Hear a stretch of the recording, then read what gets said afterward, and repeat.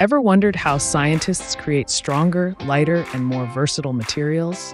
The answer lies in nanotechnology and materials science. Materials science studies the properties and applications of materials, exploring their structure and performance in various applications.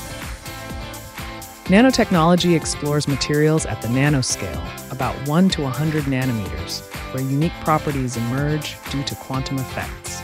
Working at the nanoscale allows us to enhance material properties, create new materials, and miniaturize devices. Carbon nanotubes are strong and lightweight, perfect for aerospace and construction. Nanocoatings create self-cleaning surfaces. Nanotechnology and materials science revolutionize healthcare, enhance manufacturing, improve electronics, and promote sustainable technologies. Materials science is like understanding how Lego shapes fit together. Nanotechnology manipulates tiny atoms to create new structures.